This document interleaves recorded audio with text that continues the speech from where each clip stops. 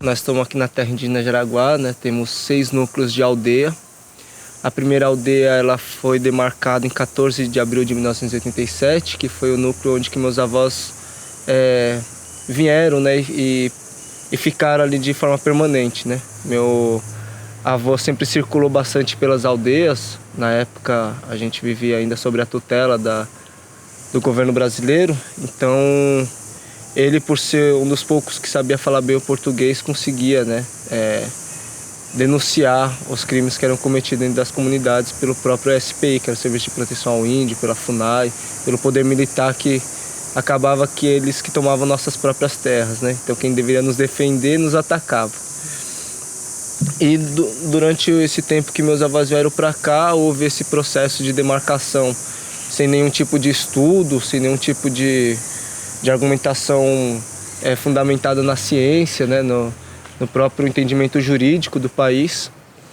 E com a Constituição brasileira, depois de muita luta e deixando de ser tutelado e ser sujeito de direito, a nossa comunidade conseguiu lutar para que houvesse um estudo, né, como a Constituição brasileira dizia, né, que a demarcação de terra deveria ser feita pela área tradicionalmente ocupada. Então, com esse estudo antropológico, foi identificado os 532 hectares de terra, então, que se formam esses 6 núcleos de aldeia, assim, Tecoatu, Tecoapuaú, Tecoaitacupé, Itaverá, a Itaindã e a Uiporã, que é aqui onde nós estamos. No meio de tudo isso, né, a gente sofre diversas perseguições, né, perseguições políticas, de empresários, de pessoas que querem tomar o nosso território para vender o marketing do Pico do Jaraguá, né?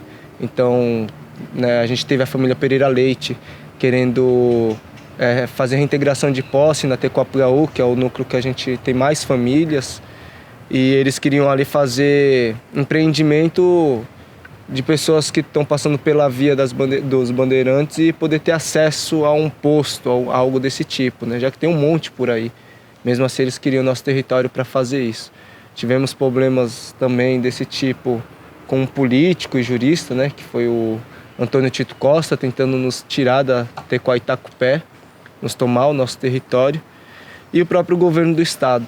Mas mesmo com todos esses processos, né, de ameaça, de tentativa de nos tirar do nosso território à força, a gente observa também outros impactos, né, como é o nosso rio morrendo, as nascentes secando, os animais sumindo.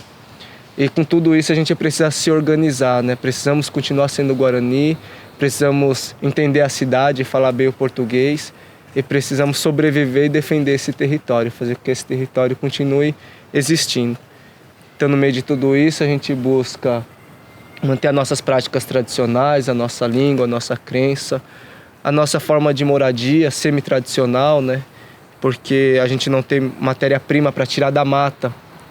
O pouco que tem a gente tem que preservar, tem que proteger. Então a gente busca algumas técnicas, né? Então, fazendo troca de saberes com o povo quilombola, com o povo caiçara e com outras comunidades tradicionais, até mesmo da redondeza, a gente traz novas técnicas de permacultura, entendimento sobre telha ecológica, sobre bioconstrução. A gente traz também para dentro do território bacia de evapotranspiração, biodigestor, filtro de bananeira para tratamento ecológico do nosso esgoto. A gente vem trabalhando o desenvolvimento das abelhas nativas sem ferrão no território também que vinha sumindo, trabalhando a recuperação de lagos e nascentes, né? E o convívio harmonioso com toda a natureza, principalmente com os animais, né? E tudo isso que a gente vem praticando, a gente sabe também que é uma forma de provar que a nossa existência dentro dessa mata, ela não traz danos nem para esse território, muito menos para a cidade, né? A gente acaba sendo guardiões daquilo que sobrou da destruição do não indígena, né, nessa cidade.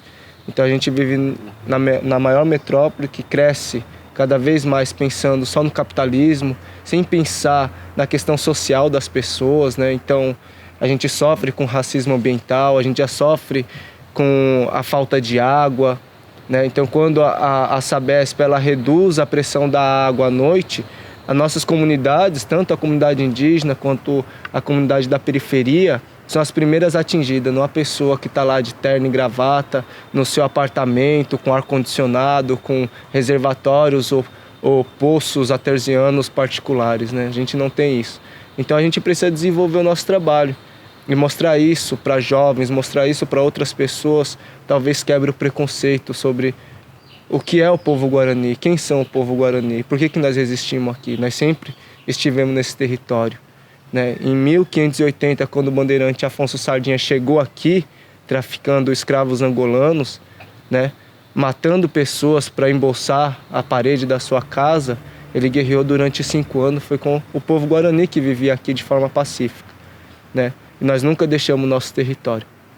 Então, todos esses meios de ataque que o governo brasileiro faz, que a sociedade, né, que tem essa visão genocida mesmo, etnocida, e vem investindo esses seus pensamentos contra o nosso território, ele não pode ser validado, né? O marco temporal não pode ser validado, a PL 490 não pode ser validada, né? Todos esses ataques contra nós não podem ser validados porque nós não somos um povo que ataca ninguém. A gente cuida de nós, cuida da nossa comunidade, cuida desse território, cuida desse bairro, a gente cuida um dos outros, né? É isso que a gente tenta mostrar para o não indígena, que se a gente se cuida, a gente vive bem. Se a gente busca o conflito, a gente vive doente. Então a gente vai tendo essa caminhada, né? E ficamos felizes pela divulgação da Agência Queixada do nosso trabalho no território.